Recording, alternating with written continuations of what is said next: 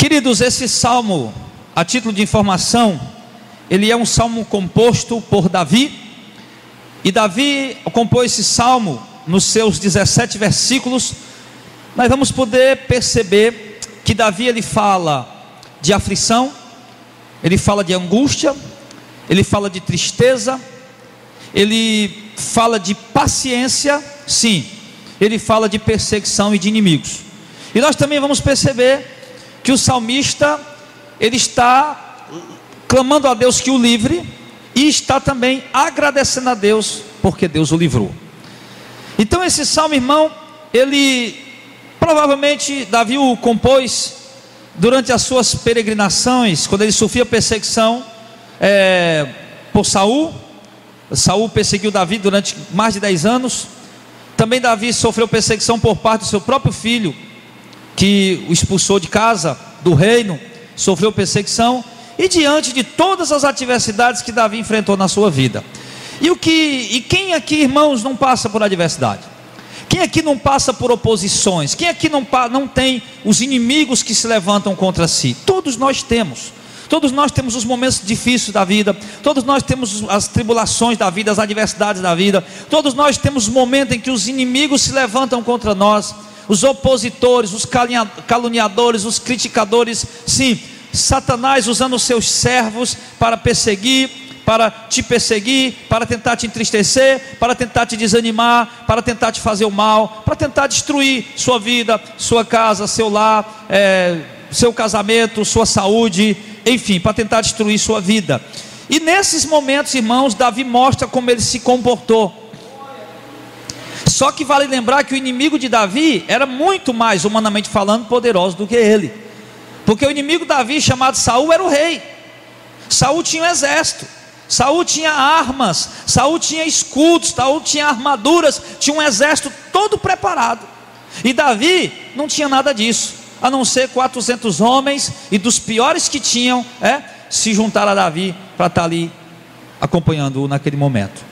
Então vale lembrar isso, que o inimigo de Davi era muito mais, olhando aparentemente, mais forte do que ele. Só que nessas horas Davi sabia que não podia enfrentar o inimigo na espada. Davi sabia que não era a força da carne que ia dar para ele a vitória. Davi sabia que não era a força do braço que ia derrotar seu inimigo, derrotar seu adversário. Davi sabia que não era, sim, a sua inteligência, as suas técnicas de guerra, não era o seu braço de carne, nem muito menos os amigos que estavam com ele. Davi sabia que só tinha um que podia dar vitória para ele. E esse que podia dar vitória para ele era Deus. Só que quando Davi descreve a situação que ele está passando, eu acho muito interessante, porque primeiro no verso primeiro ele diz assim, esperei com paciência no Senhor, e ele se inclinou para mim e ouviu o meu clamor. Ou seja, Davi diz, não é o meu braço que pode me livrar, não é minha carne, não é meus amigos, mas é Deus. Então, como é Deus quem pode me livrar, é Deus quem pode me dar vitória, é Deus quem pode abater meus inimigos, meus adversários, quem pode restaurar meu lar, meu casamento, minha família, minha saúde, minha vida financeira, não na questão da teologia da prosperidade, mas todo mundo, meu irmão precisa de emprego, precisa de um trabalho, quem tem um negócio precisa vender, precisa botar para frente, então só Deus quem pode me dar a vitória. O Deus que pode me dar a vitória da minha vida espiritual, do meu avivamento, do meu despertamento. Eu estou frio, desanimado, estou cabisbaixo espiritualmente, não estou mais orando, não estou mais lendo Bíblia, estou muito fraco. Só Deus quem pode me dar esse despertar. Então o segredo vou esperar com paciência no Senhor. Então, querido, é isso, nós temos que aprender com Davi. Davi esperou com paciência no Senhor. E quando Davi diz que esperou com paciência, ele passa para nós a seguinte sugestão, de que Deus não operou imediatamente. Porque o grande problema nosso, irmãos, é que nós não temos paciência, nós não sabemos esperar em Deus, e nós queremos as coisas resolvidas da noite para o dia. Já percebeu isso? Nós somos assim. Esses somos nós, os seres humanos. Mas como nós somos homens e mulheres de Deus, como nós temos o Espírito Santo, nós precisamos aprender algo importante, irmãos, nesse dia. No meio de tudo que você venha passar ou passar, lembra de uma coisa: espera com paciência. E esperar com paciência é exatamente isso, irmão. É esperar o tempo vai passando, os dias vão passando, as semanas vão passando, os meses vão passando, e às vezes até os anos vão passando, mas eu estou firme, esperando em Deus. Não vou me desesperar, não vou pular do barco, não vou sair da presença de Deus, não vou me desviar, não vou voltar para o mundo, não vou apostatar, vou esperar com paciência em Deus. Esperar com paciência em Deus. Mesmo que tudo em minha volta diga que não, mesmo que os inimigos se multipliquem, mesmo que a situação se agrave cada vez mais, mas eu vou esperar com paciência em Deus. É assim, dessa forma que você tem que agir. Você tem que esperar com paciência em Deus. Você tem que esperar com paciência em Deus, irmão. Isso é sinônimo de confiança em Deus. Só espera com paciência em alguém se confia nele. Se há confiança, se espera com paciência. Mas se não tem confiança, se não há confiança, não tem como esperar com paciência. Por quê? Porque vêm as dúvidas. Rapaz, o Roberto me prometeu que vai me livrar dessa enrascada que eu entrei. Roberto me prometeu. E eu sei como o Roberto é homem de Deus, ele não vai retroceder. Então eu estou esperando confiança. Roberto nunca falhou na palavra dele. O Roberto nunca, enfim, ele disse e fez. Então eu espero confiança, eu já sei quem é o Roberto. Mas isso eu não sei quem é o Roberto. Se eu tenho dúvida a respeito da palavra do Roberto, se o Roberto diz e não faz, uma vez ele faz, outra vez ele não faz, aí eu vou esperar com paciência, não tem como, porque eu não tenho confiança. Eu digo, para o Roberto disse que ia fazer, disse que me ajudar a sair dessa enrascada que eu entrei, mas eu não vou esperar pelo Roberto não, meu irmão, porque eu tenho dúvida, não sei lá se o Roberto vai fazer. Eu não sei, eu não confio muito na palavra do Roberto, eu não sei. Uma hora ele diz que ele faz, outra hora diz que não faz, então não vou confiar. Você está vendo a diferença? Estou usando o Roberto, né, para dar um exemplo prático. Não que o Roberto, estou usando um exemplo, né, como meu amigo, e a gente tem intimidade assim, então eu estou usando ele. Então entenda, só se espera com paciência quando se confia. Então, meu irmão, você precisa aprender a confiar em Deus. Você precisa aprender uma coisa: que Deus não volta atrás nas suas promessas, que Deus não volta atrás na sua palavra, que o que está escrito e vai se cumprir conforme está escrito e acabou. Que o que Deus fala, Ele diz, Ele cumpre, passa o tempo que passar, Ele faz. Deus havia mandado o profeta Samuel, irmã Eliane, ungir Davi lá em Belém, na casa do pai dele. O profeta Samuel foi lá, ungiu Davi: você vai ser o rei de Israel, assim diz o Senhor. E dali, meu irmão, Davi se agarrou àquela promessa, aquela palavra de Deus, sabia que era Deus que tinha falado. Passou-se 10 anos. Passou-se 1 ano, 2 anos, 5 anos, 7 anos, 8 anos, 9 anos, 10 anos, Davi sendo perseguido pelo rei Saul. Mas que confortava Davi é que Deus tinha dito para ele: você vai ser rei de Israel. Então Davi sabia: eu não vou morrer, o inimigo não vai triunfar sobre mim.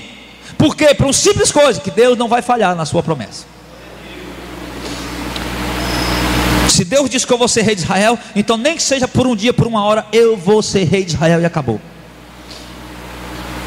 E Davi olhava em volta dele, meu irmão, tudo dizia para ele que não. Quando Davi olhava em volta dele: rapaz, eu estou passando necessidade, nem onde morar eu tenho. Para dormir eu tenho que caçar uma caverna.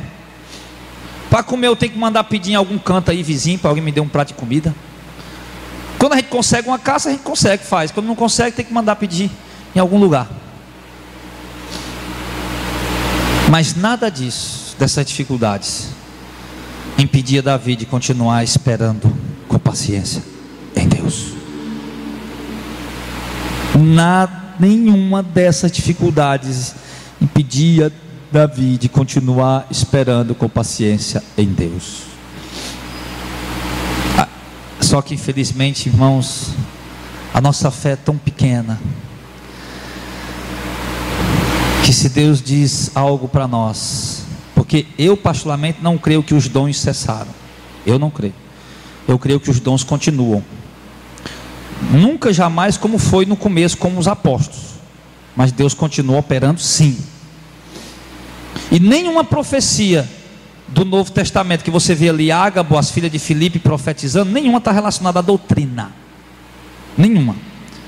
Era profecia, por exemplo, Ágabo chegou e revelou, vai ter uma seca lá na região da Judéia. O que é que isso tem a ver com doutrina? Isso não é doutrina, é uma revelação de uma coisa que vai acontecer no futuro. Ágabo chegou, pegou o cinto de Paulo, amarrou e tal, o homem, dono desse cinto, vai ser levado a Jerusalém, vai ser amarrado. Profecia, não tem nada a ver com doutrina. Eu creio na revelação, eu creio em revelação, eu creio em profecia, que Deus pode revelar alguma coisa, não doutrinária, mas algo específico. Por exemplo, eu estou aqui exatamente por uma revelação de Deus. Eu jamais teria, diácono Gilmar, acabado com o meu comércio, com tudo lá, para vir fazer a obra, se não fosse por uma revelação de Deus.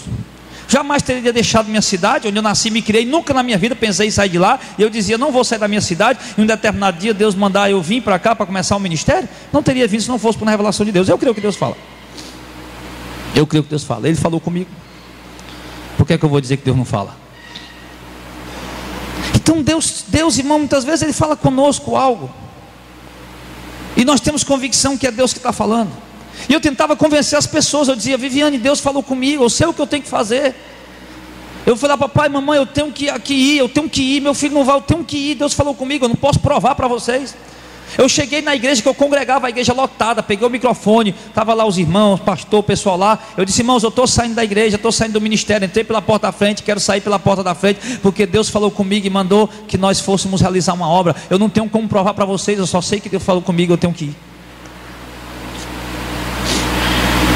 Então, meu irmão, quando Deus fala, principalmente na sua palavra escrita, porque quando Deus fala nesse tipo que eu estou falando, que Ele falou comigo em revelação, nós precisamos de várias confirmações para realmente saber e ter certeza que foi Deus, para de repente não confundir com algo do nosso coração, com um pensamento, uma coisa, enfim.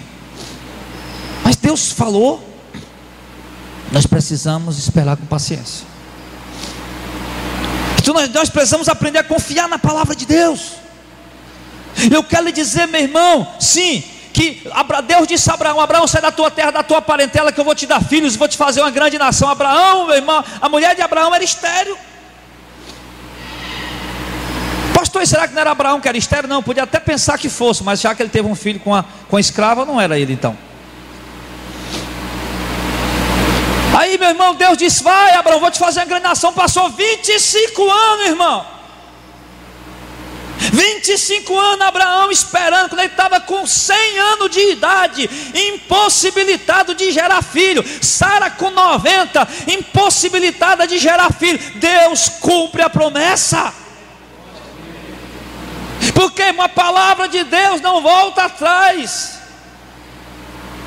Em Números, se eu não me engano, capítulo 23 ou é capítulo 24, ele diz, Deus não é homem para mentir, nem filho de homem para se arrepender. Porventura diria ele, não faria, falaria ele, não cumpriria.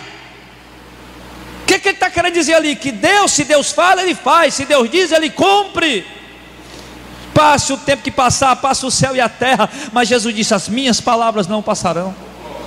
Quando Deus empenha a sua palavra, meu irmão, Ele empenhou, sim, meu irmão, Ele empenhou o seu poder. Quando Deus empenha a sua palavra, Ele empenha a sua integridade, a sua santidade, a sua glória. E Deus não é homem para sair por aí falando blá blá blá blá blá blá e sem cumprir. Quando Deus fala, Ele faz. Por isso que Davi estava confiante. Tem motivo para Davi desconfiar de Deus? Deus disse que ele ia ser rei de Israel, mesmo no meio das tempestades. Ele tinha motivo para desconfiar de Deus? Não. Pastor, mas não tinha, cheio de problema em volta dele, cheio de tribulação, o homem nem morar onde tinha, mas não tinha do que Davi duvidar, porque foi Deus quem falou. Do mesmo jeito, irmão, você não tem motivo para duvidar de Deus. Jesus prometeu antes de subir, eu estarei convosco todos os dias até a consumação dos séculos. E aquilo ali, meu irmão, não foi só para os 12 não, foi para a igreja, foi para nós, em todos os tempos, em todas as épocas. E se Ele diz, estarei convosco todos os dias até a consumação do século, então Ele está conosco todo dia.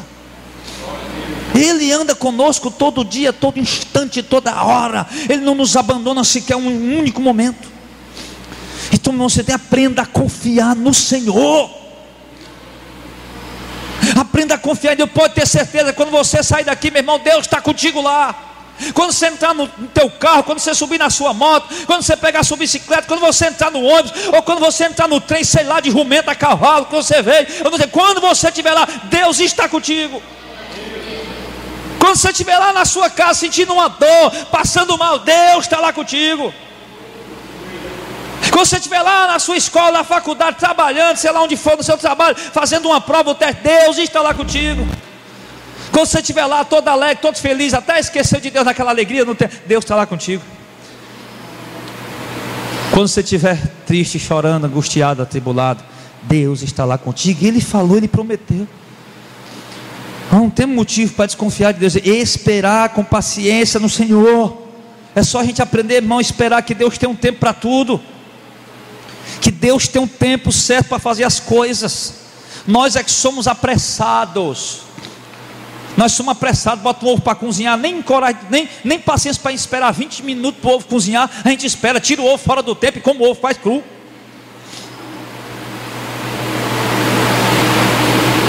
Vocês andaram bebendo ovo por aí esses dias, né?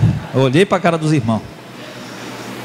Tinha um tio meu que o ovo saía cru, ele botava pimenta dentro com sal e engolia o bicho lá. Eu digo, eita Jesus, falei-me, Senhor.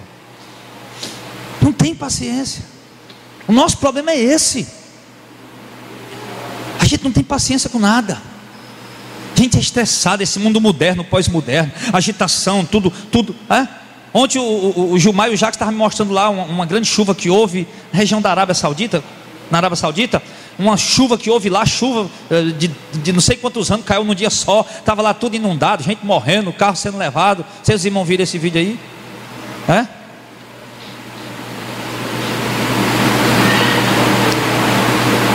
Aí o que eu falei para eles? Poxa vida, um acontecimento desse acontecia antigamente, nós ia saber com um ano depois. Nós ia saber com uma semana depois.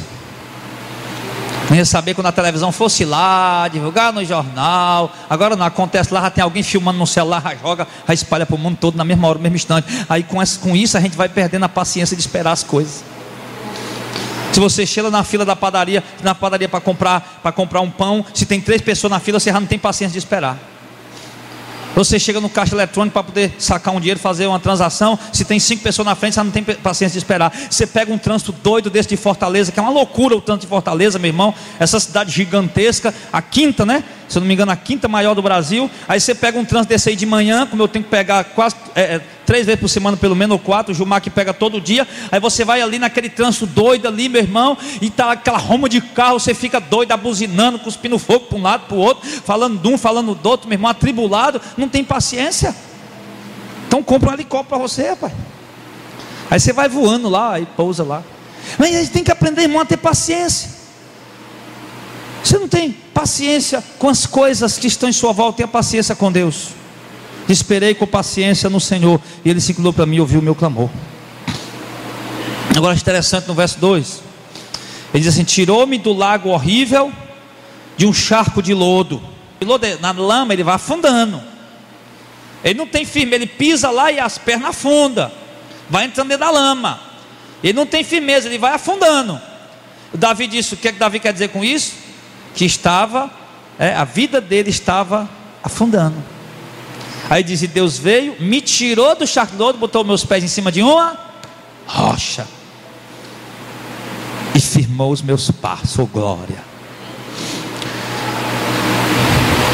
Às vezes nossa vida pode estar afundando, nossa fé pode estar afundando, nós podemos estar. Lembra de Pedro? Quando Pedro viu Jesus andando nas águas, ele disse: Senhor, se és tu, manda-me ir ter contigo. E Jesus diz: vem. E Pedro sabia que quando Jesus diz vem, então é porque o cara pode ir mesmo.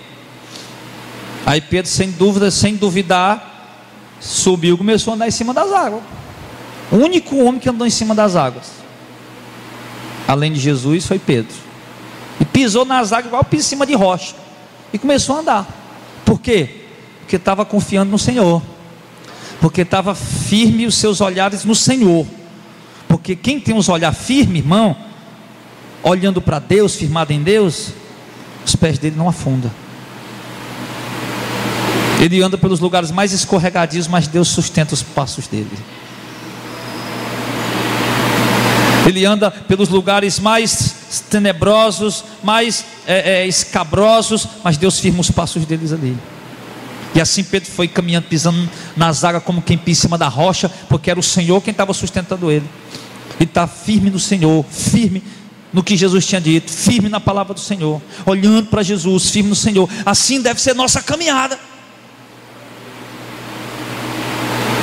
Quando esperamos no Senhor, quando olhamos para o Senhor, contemplamos o Senhor, como Davi disse, eu olho para os montes onde se presta sacrifício a deuses, eu não encontro socorro. Quando eu olho para Deus, meu socorro está nele.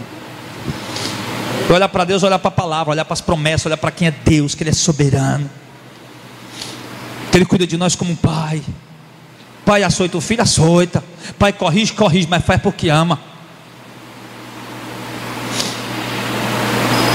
Mas aí quando deixamos de olhar para o Senhor por um momento, nossos pés começam a afundar. Davi disse, meus pés estavam afundando, estavam no charco de lodo, não estava firme, eu estava afundando a minha caminhada. Assim como Pedro, que quando deixou de olhar para Jesus naquele momento, andando nas águas, resolveu olhar em sua volta, viu a força das águas, a força do vento. O que é que aconteceu com ele? Começou a afundar. Assim somos nós, se tirarmos os olhos do Senhor, se tomarmos decisões precipitadas, a gente afunda de verdade. Pastor, é isso que está acontecendo com a minha vida. Eu tirei os olhos do Senhor e estou afundando. E agora? E agora faz igual Pedro. Quando Pedro começou a afundar, foi que ele disse, Senhor, salva-me. E Jesus de lá deu um carão nele, mas salvou. Porque esse é o nosso Deus, que não nos desampara quando clamamos por Ele. Senhor, salva-me. Ele disse, sou homem de pouca fé, Pedro. Vem, pegou.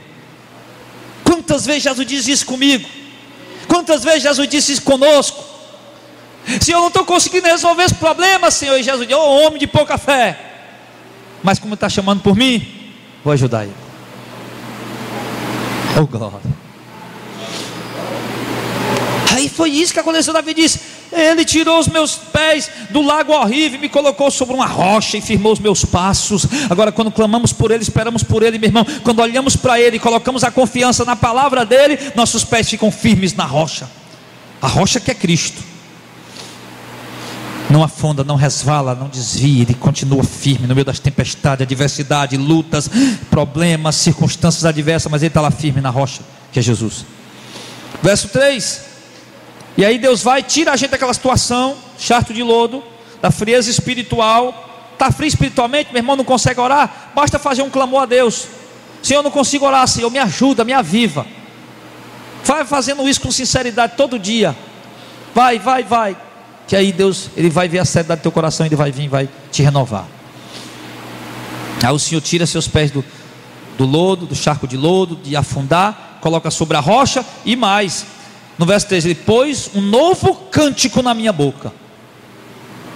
Quando colocou um cântico na minha boca, quer dizer o quê? Deu-me alegria. Alegria pelo momento que eu estou vivendo agora. Um cântico, não um cântico de forró, qualquer outro, mas um cântico ao nosso Deus. Não um cântico de estar surgindo aí novo vencedor, de um sabor de mel, qualquer coisa do tipo, não, mas um cântico ao nosso Deus. Porque um coração grato a Deus, um coração adorador, meu irmão, ele vai abrir a boca para cantar, ele vai cantar um cântico de adoração a Deus, não um cântico para o homem. Muitos o verão e confiarão e temerão no Senhor. Ontem para mim foi um dia muito corrido, e graças a Deus, mas foi um dia muito abençoado. Eu cheguei em casa, parece que eu não estava nem cansado. Aí na parte da tarde, fizemos o seminário de 3 às 6, das 6 às 6h40, 6h50 mais ou menos. Estivemos aqui orando, conversei com os irmãos que estavam aqui, falei dos problemas da antiguidade, oramos. Passamos aqui uns 40 minutos orando juntos. Depois fizemos a reunião, organizamos aqui, fizemos aqui um rascunho, um esboço mais ou menos como é que vai ser o trabalho lá em Madalena. Só que a gente tem ainda aqui, antes de eu ligar para o Calbi para dizer como é que vai ser, eu preciso logo acertar algumas coisas para poder falar como é que vai ser. Mas cheguei em casa tão alegre, pergunta a minha esposa, e tão contente, minha filha, eu estou tão alegre, estou tão contente, estou tão satisfeito, a reunião foi tão boa. Senti o apoio dos irmãos lá do meu lado, no meio de um tempo de tanta covardia, no meio de tempo de tanta traição, de tanta boca maldita do diabo com a língua ferina, e você vê pessoas ali que estão do teu lado, isso alegra. E eu falei: irmão, eu preciso do apoio de você, preciso que vocês estejam comigo. E nós vamos fazer, irmãos, a partir de ontem, todo terceiro sábado de cada mês, todo terceiro sábado de cada mês, para a missão, para evangelismo, para tudo. A reunião é aqui, vem todo mundo das missões, vem os irmãos e irmãs, vem os obreiros, vem os pregadores, vem os pastores, vem o pessoal do louvor, e nós vamos estar aqui orando, todo terceiro sábado de cada mês, de 6 às 7 da noite. Vai ser a maior reunião do Ministério Missão de Fé, daqui a alguns anos. Vai ser essa reunião de oração que nós vamos ter aqui, em nome de Jesus. Que a igreja precisa estar junto orando. Nós temos oração já de terça, toda terça-feira as irmãs fazem oração, mas não, todo terceiro sábado de cada mês, é uma vez por mês, dá para vir todo mundo, não tem dificuldade. Aí vai vindo, no começo vem uns, vem um, depois vai aumentando, vem outro, vai estar todo terceiro sábado de cada mês, é o nosso compromisso, é aqui, na oração de 6 às 7 da noite. E eu voltei alegre quando Deus colocou no meio da tribulação que eu estava, angustiado que eu estava, frustração, decepção, um monte de coisa que estava perturbando minha cabeça. Ontem eu voltei para casa com um novo canto nos lábios de alegria. E não foi por causa da buchada que nós comemos lá no irmão Jaque, não, que é uma buchada boa, não. O Gilmar até quebrou a cadeira aí, tão pesado que ele ficou. Não foi por causa da buchada, não, irmão, foi presença de Deus mesmo, foi Deus. Então, meu irmão, ele faz isso, Deus. E aí no verso 4 ele diz: bem-aventurado, glória, o homem que põe no Senhor a sua confiança. Bem-aventurado não é o homem que tem dinheiro, bem-aventurado não é o homem que tem riqueza, bem-aventurado não é o homem que tem bens materiais, bem-aventurado é o homem que põe em Deus a sua confiança. Pode ser pobre, pode não ter riqueza, pode não ter casa, pode não ter bens materiais, mas teve confiança em Deus, filho, você é bem-aventurado. E você sabe o que significa a palavra bem-aventurado, meu irmão? Significa feliz, significa próspero, significa bem-sucedido. Isso não está ligado a acúmulo de riqueza, não, mas da confiança em Deus. Quanta gente pobre que não tem nada de bem material, mas confia em Deus e pensa num cabra próspero, pensa num cabra abençoado, alegre, feliz, contente por causa da confiança que ele tem em Deus. Mas quantos aí ricos, milionários, empresários, estão com os bolsos cheios de dinheiro, dentro das próprias igrejas, mesmo que não sejam ricos, empresários, milionários, mas tem do bom e do melhor, meu irmão, mas vive frustrado, decepcionado, tribulado. Por quê? Porque não tem confiança em Deus. Não estou passando por período, não estou falando de período de tristeza, que é período de tristeza todo mundo passa, por causa das lutas da vida. Passa. Abraão passou, Davi passou, Elias passou, Paulo passou. Paulo escreveu carta, estou escrevendo essa carta aqui chorando para vocês. Tem carta de Paulo que ele disse que escreveu chorando. Estou falando dessas coisas dos dias, dos momentos da vida que acaba levando a gente às lágrimas, Simão, mas de pessoas que depositam a sua confiança apenas no secular, nas coisas que estão em volta. Mas ele diz aqui que bem-aventurado é o homem que quer ser bem-aventurado, quer ser próspero, quer ser feliz. Então, tema o Senhor, confia no Senhor. E mais, ele diz: bem-aventurado é o homem que teme ao Senhor, a sua confiança está no Senhor, ele não respeita o soberbo e nem se desvia para a mentira. Ele não tem simpatia com quem é soberbo, com quem é desviado, é servo do capeta, mas ele tem simpatia com Deus. Ele não pende para mentira, ele anda na verdade. E aí ele diz no verso 5, estou correndo aqui para a gente terminar. No verso 5 ele vai, para a gente concluir, muitos são o Senhor, meu Deus, as maravilhas que tem operado. Aí Davi já está falando: Senhor, tens operado muitas maravilhas. Quem pode contar? Para conosco, e os teus pensamentos não se podem contar diante de ti. Eu quisera anunciá-los e manifestá-los, mas são mais do que o que se possa contar. Irmão, nós temos a tendência de olhar só para os problemas.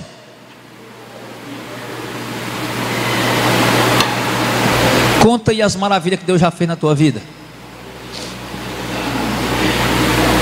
Conta, não tem como contar. É porque a gente é ingrato. Deus fez milhões de maravilhas que nós não conseguimos nem contar. Um problema é o suficiente para a gente blasfemar contra Deus. Um problema é suficiente para a gente se tornar ingrato contra Deus. É isso. Olha as maravilhas que Deus fez. Todo dia eu tomo café da manhã, maravilha de Deus. Todo dia eu almoço, maravilha de Deus. Todo dia eu janto, maravilha. Por isso que os irmãos estão ficando gordinhos, né? Maravilha de Deus. Que está comendo, estão comendo muito. Maravilha de Deus. Eu acordo todo dia, maravilha de Deus. Eu respiro oxigênio sem precisar de aparelhos, maravilha de Deus. Mas mesmo a pessoa que está doente, enferma, sim, um servo de Deus pode estar enfermo, internado, respirando um balão de oxigênio, maravilha de Deus também, pelo fato de ter conseguido internamento, ter conseguido estar respirando pelos aparelhos.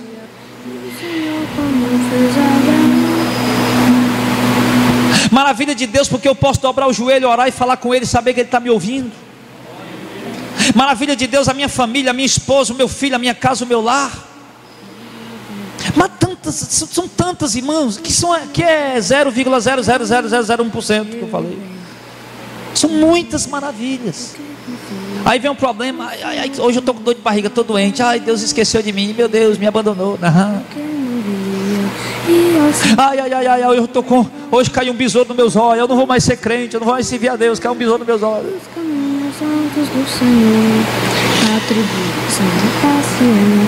As maravilhas que Deus tem feito, irmão, são mais que nós possamos contar. Lembra disso. Então, vamos deixar de ser ingratos ao Senhor e vamos confiar e esperar no Senhor. E então o Senhor colocará em nossos lábios um novo cântico de louvor a Ele.